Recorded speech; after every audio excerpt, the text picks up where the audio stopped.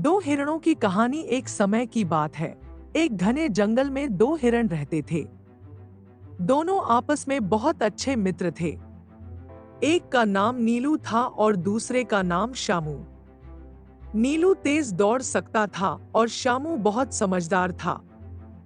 दोनों दिन भर जंगल में घास चरते, खेलते और हंसते खेलते रहते। एक दिन जंगल में शेर आ गया।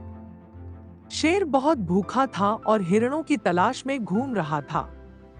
जब शेर ने दोनों हिरणों को देखा तो वह तेजी से उनकी ओर दौड़ पड़ा।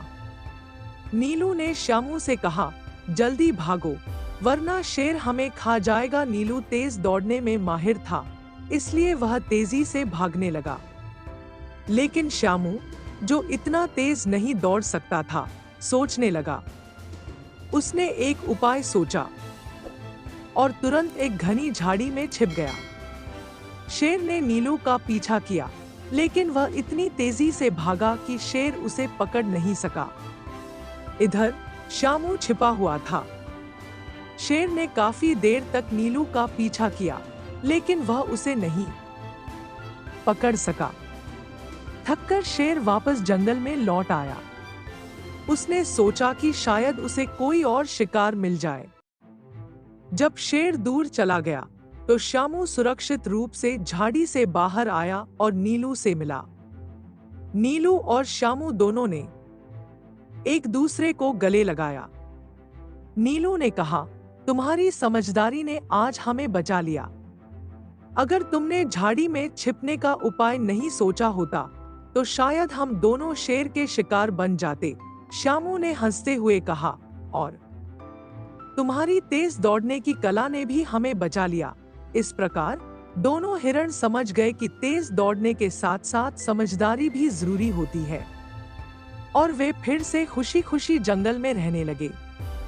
एक दिन जंगल में सूखा पड़ गया। तालाब, झरने और नदी सब सूखने लगे।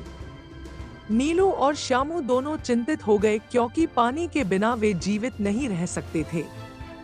उन्होंने पूरे जंगल में पानी की खोज की, लेकिन कहीं भी पानी नहीं मिला। नीलू ने कहा, अब क्या करें शामू, अगर हमें पानी नहीं मिला तो हम कैसे जिएंगे। शामू ने सोचा और कहा, हमें मिलकर कोई उपाय सोचना होगा। अगर हम साथ मिलकर प्रयास करेंगे तो जरूर कुछ न कुछ हल मिलेगा।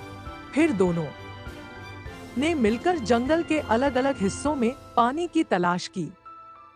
कुछ समय बाद शामू को एक सूखी नदी के पास कुछ नमी मिली।